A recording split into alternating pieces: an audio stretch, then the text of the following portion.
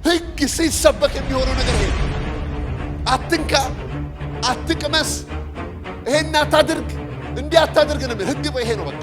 ሰባኪው ከየትኛው ተራራ ላይ ሆኖ ነው የሚሰብካችሁ? ከጽዮን ነው ወይስ ከሲና? ሰባኪው መለየት አለባችሁ። ችግር አሳይቷችሁ መፍትሄ ካልነገራችሁ የሕግ ሰባኪ ከነ መፍትሄ ሆኖ ሕግ የሚነግራችሁ። አዲስ ኪዳን እኮ አትንካ፣ አታመንዝር፣ አትስረቅ ይልሃል። ግን መስረቅ የማትችልበትን ደግሞ ጸጋ ወጡ። የእግዚአብሔር ወገን ሆይ ተለይ ብሎ ሙሴ ለይቷል። በዛ አገልግሎት 3000 ሰው ተገደለ። የሞት አገልግሎት ነው ብሎ ጳውሎስ የሚናገረው ለዚህ ነው። ሕጉን ተቀብሎ ጽላት ተቀብሎ ሲወርድ ማለት ነው። ኢየሱስ ከሰማይ ሲወርድ እኮ ይሄን አይደለም የሚሆነው። ኃጢአተኞች ወደ እግዚአብሔር መንግሥት ነው የገቡት። ሰዎች ነው የዳኑት። እስራት ነው የተፈታው። መለቀቅ ነው የሆነው። ነፃ መውጣት ነው። አርነት ነው።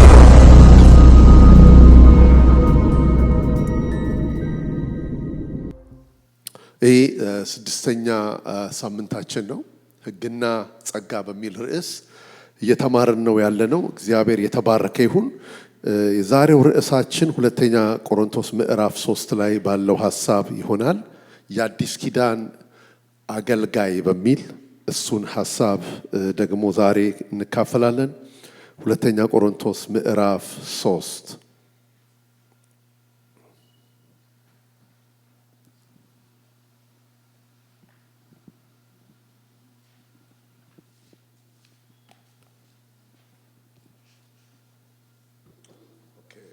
አነባዋለሁ።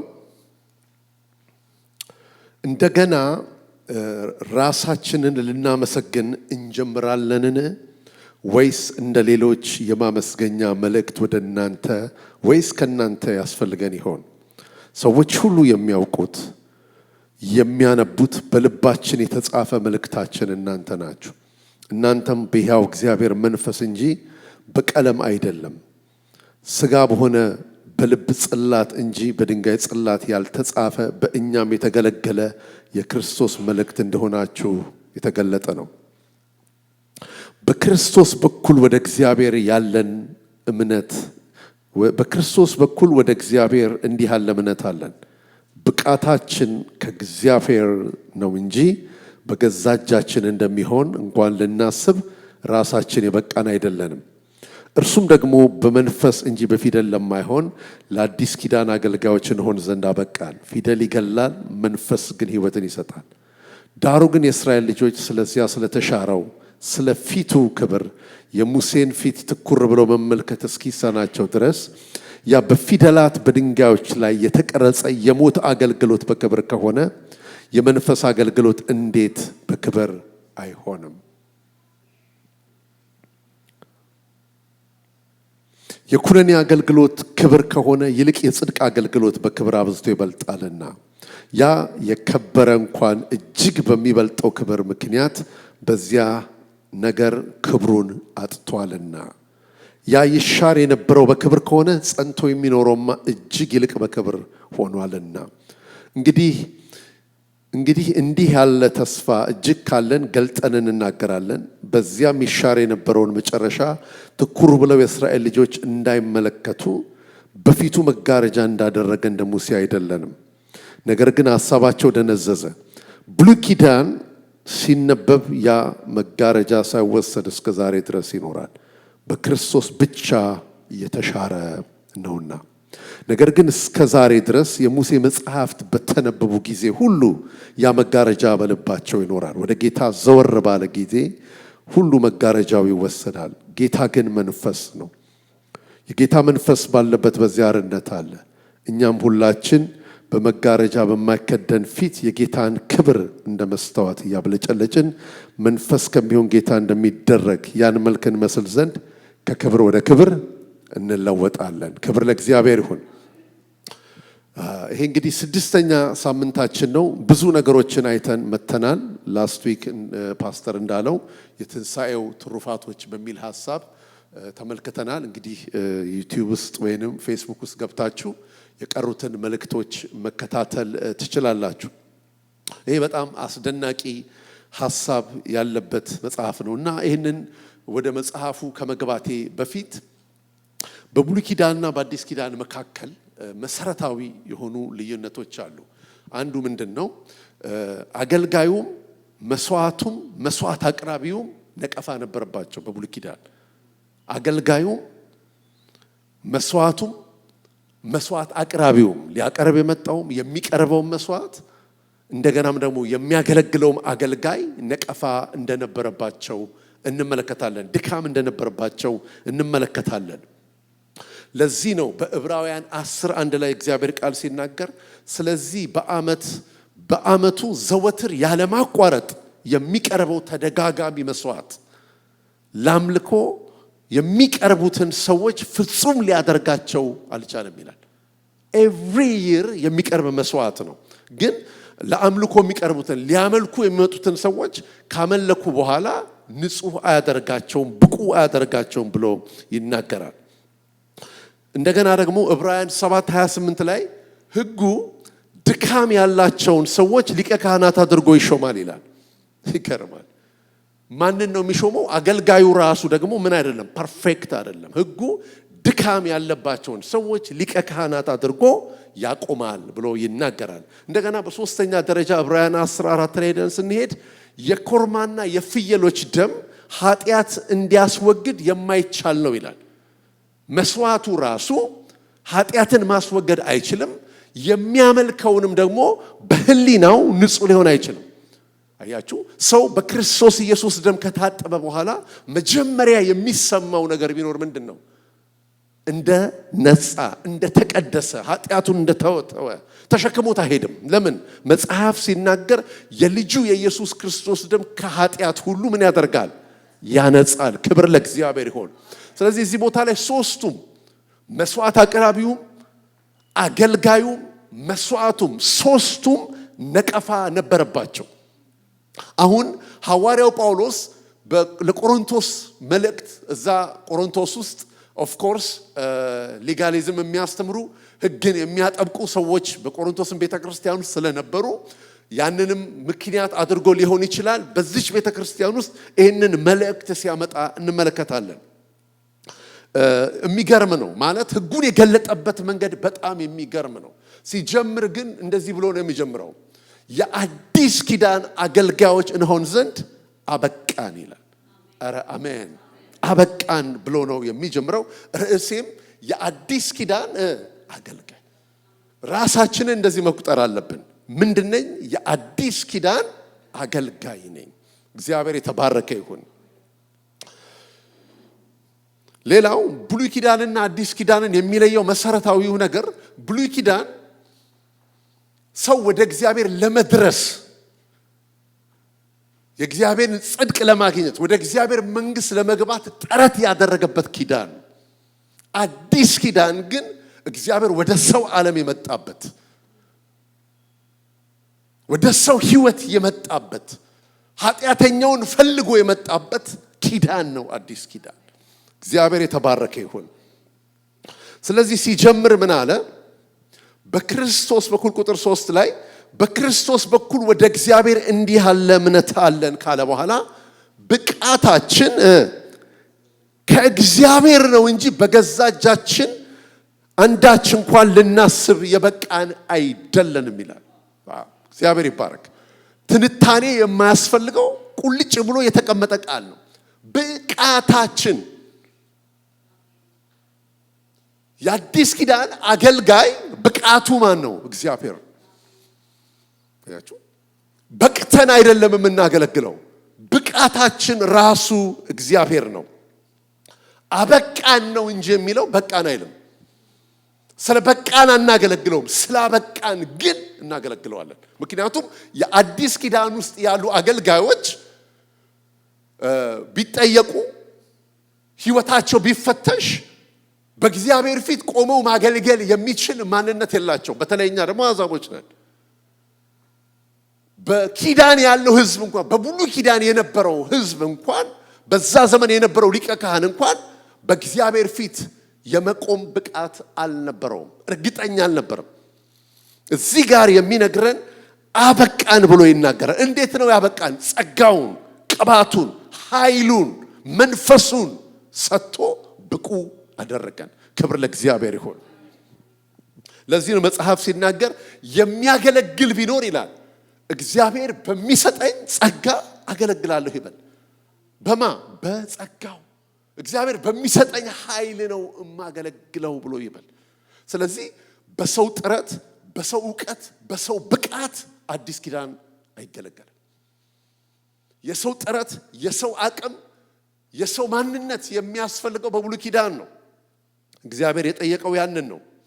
ጳውሎስ ሲናገር ምን ይላል? በጣም የሚገርም ነው። በአንደኛ ጢሞቴዎስ 1:13 ላይ አስቀድሞ ተሳዳቢ፣ አሳዳጅ፣ አንገላች ምንም ብሆን ይህን አደረገልኝ ይላል። ስለዚህ ማንነቱን ሲናገር ተሳዳቢ፣ አሳዳጅ፣ የማንገላታ ሰው ነበርኩኝ።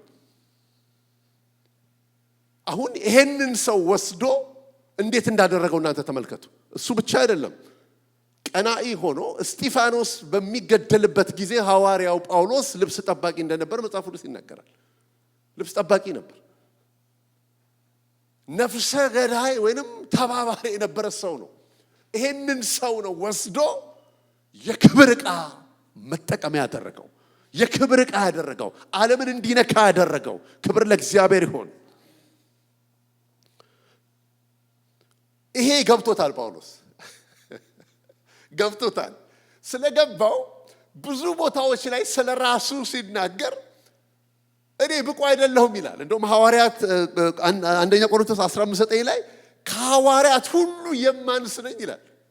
ስለራሱ ሲያወራ ከሐዋርያት ሁሉ የማንስ ነኝ፣ የእግዚአብሔርን ቤተክርስቲያን ስላሳደድኩ ሐዋርያ ተብዬ ልጠራ ምንም አይል የማይገባኝ ነበርኩኝ። አሳዳጁን ነው አገልጋይ ያደረገው። ሃሌሉያ። ስለዚህ ስናስብ ብቁ አይደለሁም ብለን እንዳናስብ። በአንድ ደም ታጥበናል፣ አንድ ጌታ ሞቶልናል፣ አንድ መንፈስ ጠጥተናል። ስለዚህ ሁላችን በእግዚአብሔር ፊት ስንታይ ከበረነን። እግዚአብሔር የተባረከ ይሁን። የሞተልን ጌታ አንድ ነው። የታተምንበት ማተም አንድ ነው። የወረስነው መንግስት አንድ ነው። የተዋጀነው ለአንድ መንግስት ነው። የአንድ አባት ልጆች ነን። ስለዚህ ትንሽና ትልቅ የሚባል የለም። ታላቅና ታናሽ ያለው አንድ ሰው እንዳለው ስጋ ቤት ነው። ስጋ ቤት ስትሄዱ ታናሽ አለ፣ ታላቅ አለ። በእግዚአብሔር መንግስት ውስጥ ግን ሰማይ ሲያየን ሁላችን እኩል ነን። እግዚአብሔር ይባረክ። በማን ያውቀናል? በክርስቶስ ያውቀናል። አዎ። ይሄን ካለ በኋላ ንጽጽር ይጀምራል ጳውሎስ። ሁለቱን አገልግሎቶች ማወዳደርና ማነጻጸር ጀመረ። አሁን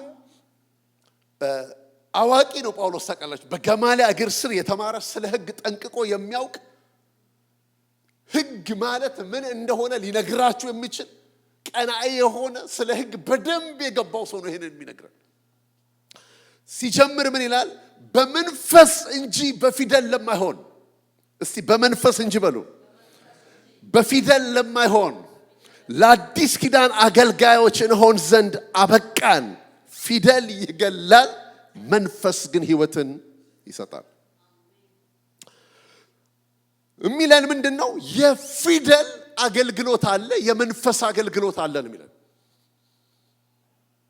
የፊደል አገልግሎት በጽላት ላይ እንግዲህ ሰዎች ዛሬ ጽላትን እንዴት እንደሚያዩት ታውቃላችሁ። በጽላቱ ላይ የተጻፈው 10ቱ ትእዛዝ ነው። እውነት ነው። ጳውሎስ ቆሮንቶስ ላይ መጥቶ ሲነግረን ይሄ አገልግሎት የፊደል አገልግሎት ነው ይለናል። አድርግ ይልሃል። ማድረግ የምትችልበትን ጸጋ፣ ማድረግ የምትችልበትን መንፈሳዊ አቅም ግን አይሰጥም። አትችልም። አንድ ነገር ማረግ ኖሮባችሁ ማረግ ሳትችሉ ማለት ነው። የሚበላበት ሬስቶራንት ውስጥ ገብታችሁ ተረባችኋል፣ መብላት አለባችሁ፣ ገንዘብ ግን የላችሁም። ልክ እንደዚሁ የታዘዝነው አድርጉ ብሎ የሕጉ የሚለን ብዙ ነገር አለ። ማድረግ የምንችልበት ግን መንፈሳዊ አቅም የለንም። ስለዚህ መጽሐፍ ሲናገር ምን ይላል? ፊደል ይገላል አለ። የፊደል አገልግሎት ነው ብሎ ይናገራል። የሕጉን አገልግሎት። ሁለተኛው የመንፈስ አገልግሎት እያነጻጸረ ነው። የፊደል አገልግሎት አለ፣ የመንፈስ ደግሞ አገልግሎት አለ። እያነጻጸረ ነው ጳውሎስ የሚነግረን። ዝቅ ብሎ ይህንን የመንፈስ አገልግሎት ሲገልጠው ዝቅ ብላችሁ ቁጥር 17 ላይ ሄዳችሁ ስትመለከቱ የጌታ መንፈስ ባለበት ይልና አርነት አለ ይላል። አሜን። የመንፈስ አገልግሎት አርነት የሚሰጥ አገልግሎት ነው። ሰው የሚፈታ ነው። እስራት የሚበጥስ ነው። ቀንበር የሚሰብር ነው። ሰውን ከእግዚአብሔር ጋር የሚያገናኝ ነው። ክብር ለእግዚአብሔር ይሁን።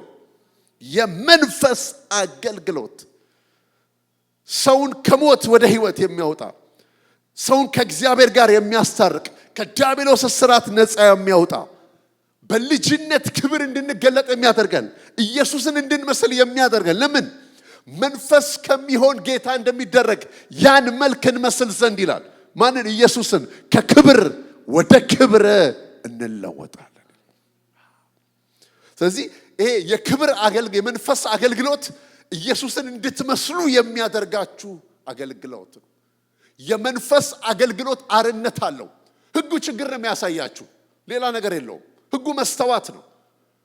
መስተዋት ምን ያደርጋል? ችግርን ያሳይሃል፣ መፍትሄ ግን አይሰጥህም። ፊታችሁ ላይ ያለውን ከፊታችሁ ላይ መነሳት ያለበትን ነገር የሚያነሳ መስተዋት አለ? ንገሩኝ። ወደ መስተዋት የምንሄደው ችግራችንን ለማየት ነው። የተበላሸ የተዘበራረቀ ነገር ካለ እሱን ለማስተካከል መስተዋት እናያለን። ሕግ መስተዋት ነው።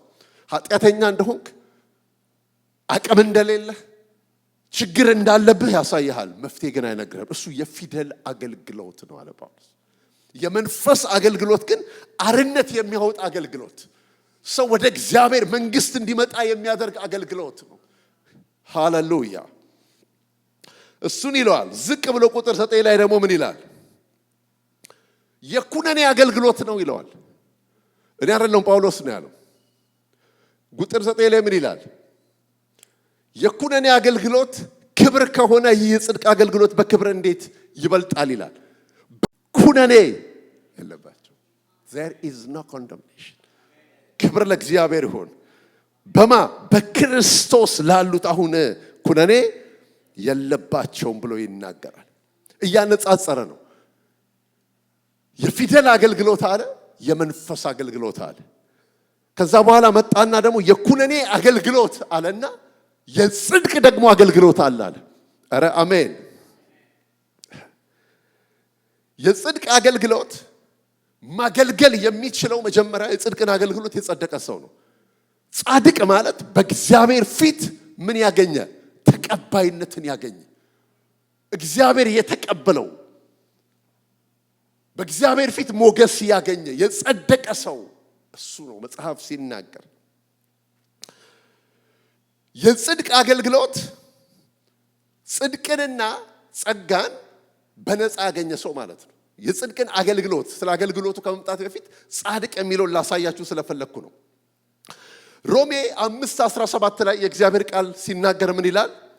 የጽድቅን ስጦታና የጸጋን ስጦታ ብዛት የሚቀበሉ ባንዱ በኢየሱስ ክርስቶስ አማካኝነት በሕይወት ይነግሳሉ። they reign in life። በሕይወት ላይ መንገስ። በሕይወት ላይ መንገስ የሚችሉ ማን ናቸው አለ? ጽድቅን በስጦታ የተቀበሉ፣ ሰርተውት አይደለም።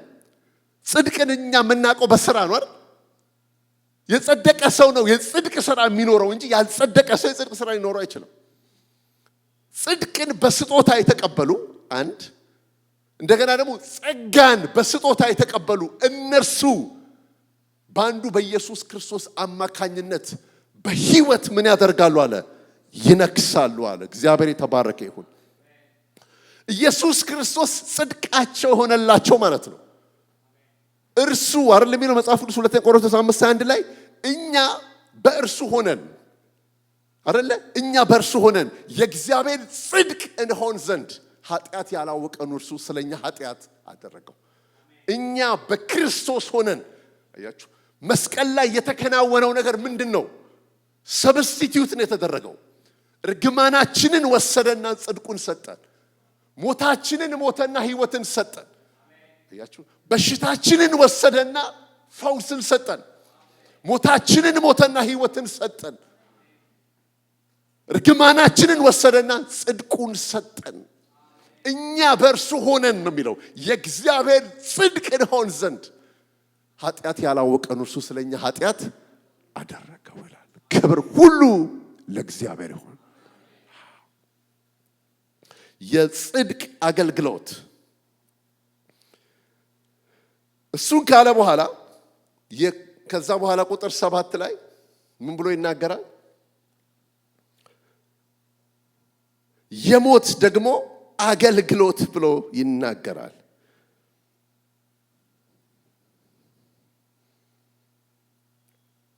የሞት አገልግሎት። ዳሩ ግን የእስራኤል ልጆች ስለዚያ ስለተሻረው ስለ ፊቱ ክብር የሙሴን ፊት ትኩር ብሎ መመልከት እስኪሳናቸው ድረስ ያ በፊደላት ተመልከቱ በድንጋዮች ላይ የተቀረጸው የሞት አገልግሎት ይለዋል። የሞት አገልግሎት ብሎ ይናገራል። በጣም ነው የሚገርመው። በጽላት ላይ በድንጋዮች ላይ የተቀረጸው ሙሴ ይሄንን ታሪክ ታስታውሳላችሁ። ሙሴ ከሲና ተራራ ላይ በጣም ነው የሚገርመው። ከሲና ተራራ ላይ 40 ቀንና 40 ሌሊት በእግዚአብሔር ፊት ሆኖ ያንን ጽላት ይዞ ወደ እስራኤል ጉባኤ ሲወርድ የእስራኤል ጉባኤ ጣዖት እያመለኩ ጥጃ ሰርተው ይበሉ ይጠጡ ይዘፍኑ ነበር ብሎ መጽሐፍ ቅዱስ ይናገራል። ይህን እያደረጉ ባለበት ሰዓት ልክ ሲወርድ የሙሴ ቁጣ ነደደ ብሎ ይናገራል። ከዛ በኋላ የእግዚአብሔር ወገን የሆነ ተለይ ብሎ የሌዊ ወገን እዛ ቦታ ላይ እንደተለየ እናያለን። ከዛ በኋላ ሰይፋቸውን አወጡ። የእግዚአብሔር ወገን ሆይ ተለይ ብሎ ሙሴ ለይቷል። በዛ አገልግሎት 3000 ሰው ተገደለ። የሞት አገልግሎት ነው ብሎ ጳውሎስ የሚናገረው ለዚህ ነው።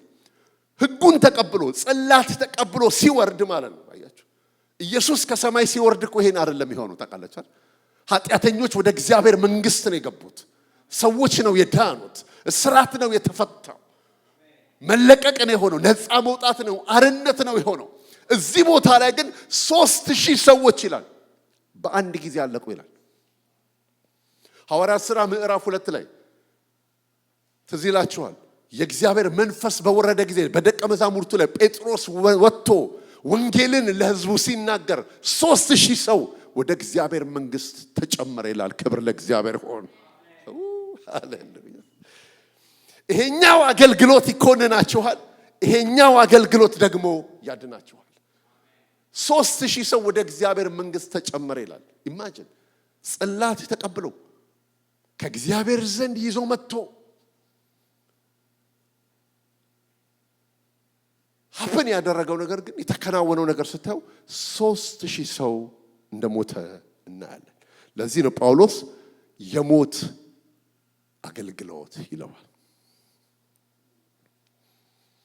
ቁጥር 11 ላይ እዚሁ አንወጣም።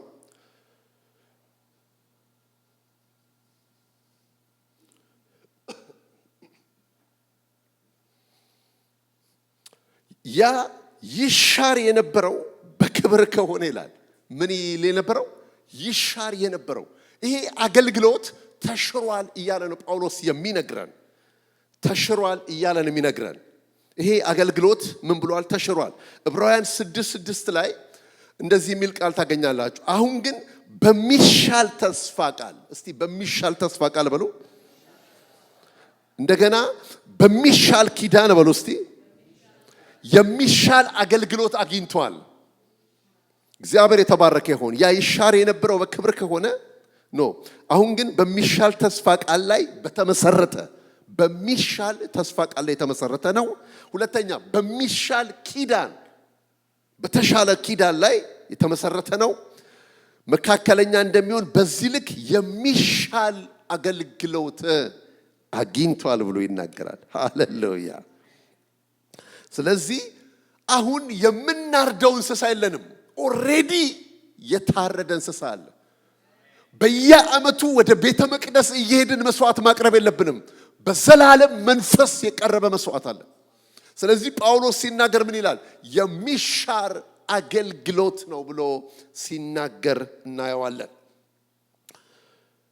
እንግዲህ ጳውሎስ በሮሜ 7 ላይ እንዳየነው ሕጉ እንዳየነው ኮንኗል አይደል? እርግማን አምጥቷል፣ ሞት አምጥቷል፣ በደልን አምጥቷል፣ ገሎኛል ብሎ ይሄን ሁሉ ጳውሎስ ሮሜ 7 ላይ ሲናገር እንዳየነው አሁን ደግሞ ለቆሮንቶስ አማኞች መጥቶ በአገልግሎቱ የሕጉ አገልግሎት በአማኞች ሕይወት ላይ ያመጣውን ተጽዕኖ ወይንም በብሉይ ኪዳን የነበሩትን ሰዎች ላይ ያመጣውን ተጽዕኖ አገልግሎቶችን እያነጻጸረ ሲያሳየን እንመለከታለን። እሱን ካለ በኋላ ዝቅ ብሎ ምን ብሎ ይናገራል? በፊቱ ላይ መጋረጃ እንዳደረገ እንደ ሙሴ አይደለንም ይላል። ተመልከቱ፣ ሙሴ ከሲና ተራራ ላይ ሲወርድ 40 ቀንና 40 ሌሊት ቆይተው ከጌታ ጋር ከተራራው ላይ ሲወርድ ፊቱ ምን ያደርግ ነበር ይላል? ሻይን ያደርግ ነበር፣ ያብረቀርቅ ነበር ይላል። ነገር ግን ይላል የእስራኤል ሰዎች ፊቱ ላይ ያለው ይሄ የሚያብረቀርቀው ይሄ ግሎሪ ፌድ የሚያደርግ ግሎሪ ስለሆነ እንዳያዩት ፊቱን እንደሸፈነ እንደ ሙሴ አይደለንም ይላል። ኧረ አሜን ሃሌሉያ። ሙሴ እላዩ ላይ ያለው ክብር ፌድ የሚያደርግ ክብር፣ የሚለወጥ ክብር ጊዜያዊ ስለሆነ እላዩ ላይ የነበረው ነገር ያ እንዳያዩ ብሎ ፊቱ ላይ ምን አደረገ ይላል? መጋረጃ። እኛ እንደ ሙሴ አይደለንም። መጋረጃ እንዳደረገ እንደ ሙሴ አይደለንም። እኛ መንፈስ ከሚሆን ጌታ እንደሚደረግ አያችሁ። መጋረጃው ስለተነሳ መንፈስ ከሚሆን ጌታ እንደሚደረግ ያን መልክ እንመስል ዘንድ ከክብር ወደ ክብር እንለወጣለን። አሜን። መጋረጃው አሁን ተነስቷል። ሕግ በተነበበ ጊዜ ሁሉ ይላል መጽሐፍ መጋረጃ አለ ይላል። አይገርምም? ሕግ ሲሰበክ ሕግ ሲነገር መጋረጃው ቤት ነው ይላል። በልባቸው ውስጥ እግዚአብሔርን ማየት አይችሉም። ከእግዚአብሔር ጋር መነጋገር አይችሉም። ለምን? መጋረጃው በልባቸው ነው። ወደ ክርስቶስ ዞር ስንል ግን መጋረጃው ይወሰዳል። ኧረ አሜን። መጋረጃው ይወሰዳል። ስለዚህ እንደ ሙሴ አይደለንም ይላል። እኛ እንደ ሙሴ አይደለንም። ሙሴ ላይ የነበረው ክብር ፌድ የሚያረግ ክብር ነው። እኛ ግን መንፈስ ከሚሆን ጌታ እንደሚደረግ ከክብር ወደ ክብር ነው የምንለወጠው። እሱ ላይ ያለ ክብር ፌድ የሚያደርግ ነው። ይሄኛው ክብር ግን እንደሱ አይደለም። መጋረጃ ነበረ፣ ሰው ከእግዚአብሔር ጋር እንዳይገናኝ የቆመ መጋረጃ ነበር። አሁን ግን መጋረጃው ተወስዷል። ለዚህ ነው ብሎ ይናገራል። እግዚአብሔር የተባረከ ይሁን። ይህን ካልን ቀጥ ብለን ዕብራውያን ምዕራፍ 12 ላይ እንሄዳለን። ወደሚቃጠል እሳት፣ ወደ ጭጋግ፣ ወደ ጨለማ፣ ወደ አውሎ ነፋስ፣ ወደ መለከት ድምፅ፣ ወደ ቃሎች ነገር አልደረሳችሁም። ያንን ነገር የሰሙት ሌላ ቃል እንዳይጨመርባቸው ለመኑ። እንስሳ እንኳን ተራራውን ቢነካ ተወግሮ ይሙት የምትለውን ትእዛዝ ሊታገሱ አልቻሉ። ሙሴም እጅግ እፈራለሁ እንቀጠቀጣለሁ እስኪል ድረስ የሚታየው እጅግ የሚያስፈራ ነበር። ነገር ግን ወደ ጽዮን ተራራ ወደ ሕያው እግዚአብሔር ከተማ ደርሳችኋል፣ ወደ ሰማይቱ ኢየሩሳሌም በደስታ ወደ ተሰበሰቡት ወደ አእላፍ መላእክት በሰማያት ወደ ተጻፈ ወደ በኩራት ማህበር የሁሉ ዳኛ ወደሚሆን ወደ እግዚአብሔር ፍጹማን ወደ ሆኑት ወደ ጻድቃን መንፈሶች የአዲስ ኪዳን መካከለኛ ወደሚሆን ወደ ኢየሱስ ከአቤል ይልቅ የሚሻለውን ወደሚናገር ወደ መርጨት ደም ደርሳችኋል። አሜን። ተመልከቱልኝ። አንድ ቦታ ላይ ቁጥር 19 ላይ ምን ይላል? ወደ ድምጽም ወደ ቃሎችም ነገር አልደረሳችሁምና የሚል ቃል አለ። አያችሁት አይደል? አልደረሳችሁምና የሚል ቃል አለ። መጨረሻ ደግሞ ቁጥር 24 ላይ ደግሞ ደርሳችኋል የሚል ቃል አለ።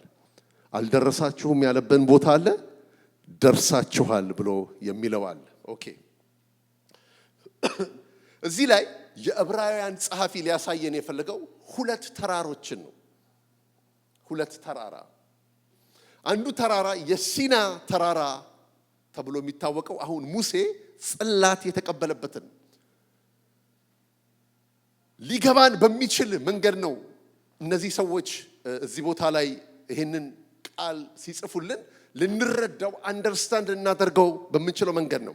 ሁለተኛ ደግሞ ሌላ ተራራ አለ ይለናል። ሲና ተራራ እንዳለ ሁሉ ደግሞ የጽዮን ደግሞ ተራራ አለ ብሎ ይናገራል። ሁለት ተራሮች አሉ።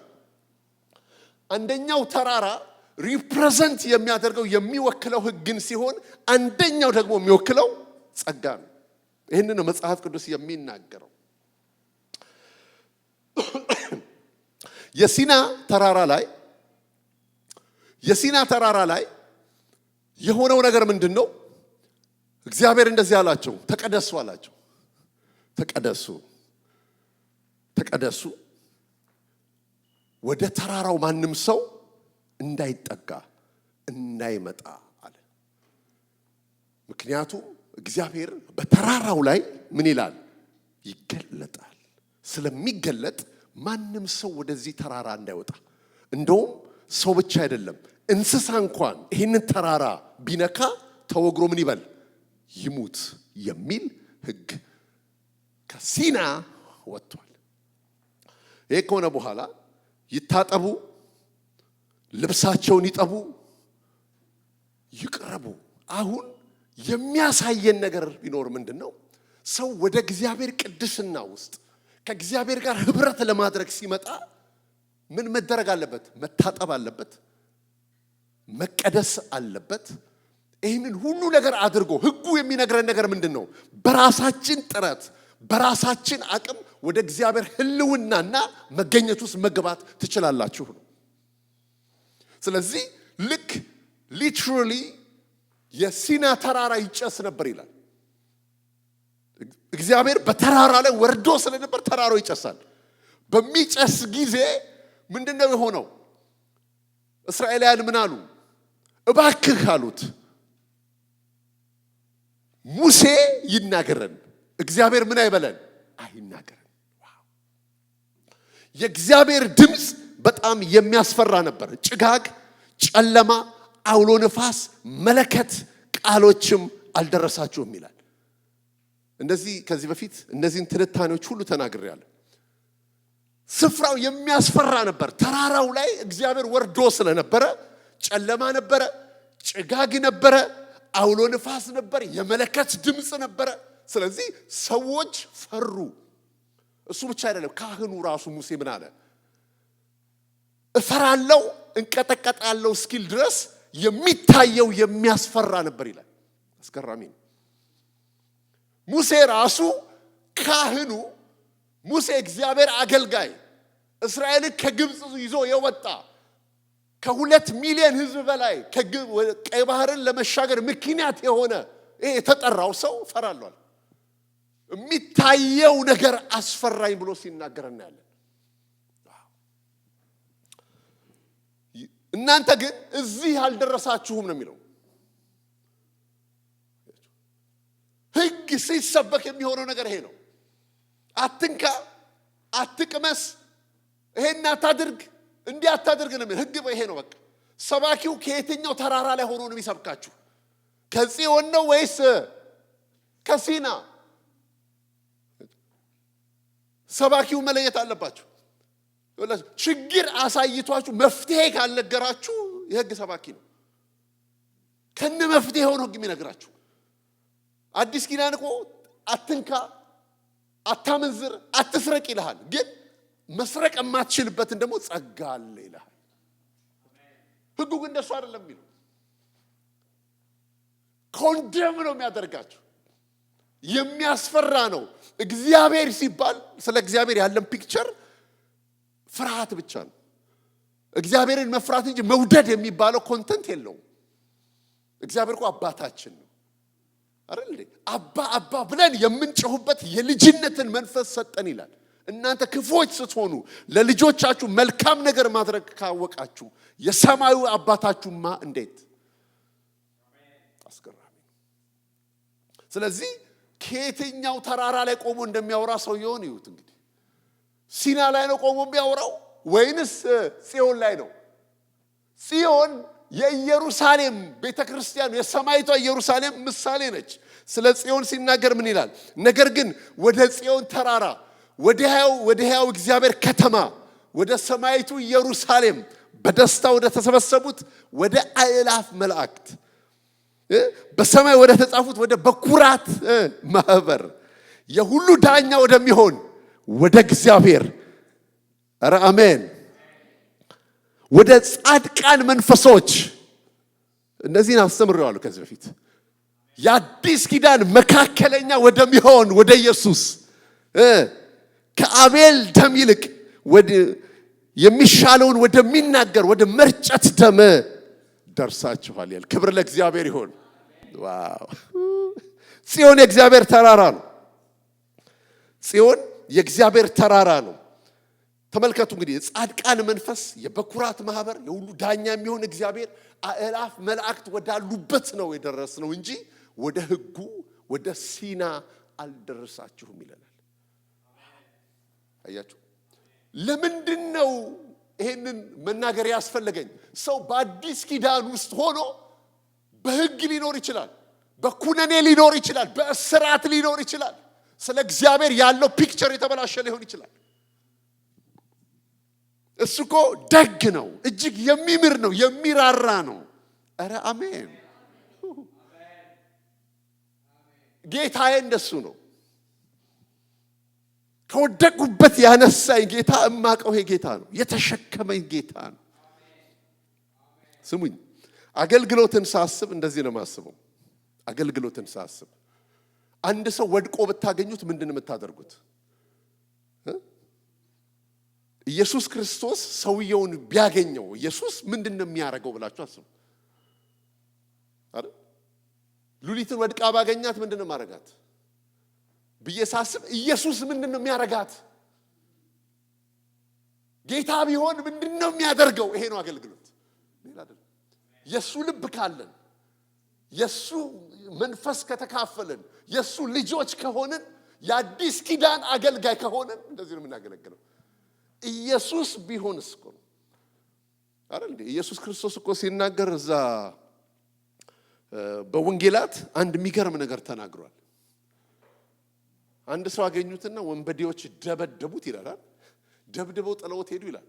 ካህኑም ገለል ብሎ አለፈ፣ ሌዋዊም ገለል ብሎ አለፈ ይላል። ሁለቱም ሰዎች እኮ ቁልፍ ናቸው እግዚአብሔር ቤት ውስጥ። ልብ እንጂ ታይትል አያስፈልግም የእግዚአብሔርን ሐሳብ ለማገልገል። ካህኑም ገለል ብሎ አለፈ ይላል። መጽሐፍ ቅዱስ ይዞ ሊያገለግል ነው ሄደው። ሌዋዊም ራሱን ለእግዚአብሔር ያየ ሰው ገለል ብሎ አለፈ ይላል። አንድ ደግ ሳምራዊ መጣ ይላል፣ አነሳው ይላል። የክርስቶስ ልብ ይሄ ነው ወገኖች። ስለዚህ የአዲስ ኪዳን መካከለኛ ወደሚሆን ወደ ኢየሱስ ካለ በኋላ ከአቤል ይልቅ የሚሻለውን የሚናገር ደም ያወራል። ደም ይናገራል አይደል? ስለ ደም ብዙ ጊዜ ተምረናል። የአቤል ደም ምንድን ነው የሚለው? ፍረድልኝ፣ በወንድሜ ተጎድቻለሁ፣ ንጹህ ደም ነው የፈሰሰው እያለ ፍርድ የሚጠይቅ ነው። የኢየሱስ ክርስቶስ ደም ደግሞ ይቅር በላቸው የሚል ደም ነው። ምህረት ይገባቸዋል የሚል ደም ነው። በደላቸውን ደግሜ አላስብም የሚል ነው። ክብር ሁሉ ለእግዚአብሔር ይሁን። ወደዚህ ደርሳችኋል። ክብር ሁሉ ለእግዚአብሔር ይሁን። ስለዚህ የአዲስ ኪዳን አገልጋይ ብለን ስንል እነዚህን ነገሮች ሁሉ የያዘ ነው። ጳውሎስ በቆሮንቶስ መልእክቱ ላይ የሕግንና የጸጋን አገልግሎት አይነት ገልጦ አሳየን። ዕብራውያን 12ም በዚህ መልኩ አሳየን። እንጸልይ። ክብር ለእግዚአብሔር ይሁን።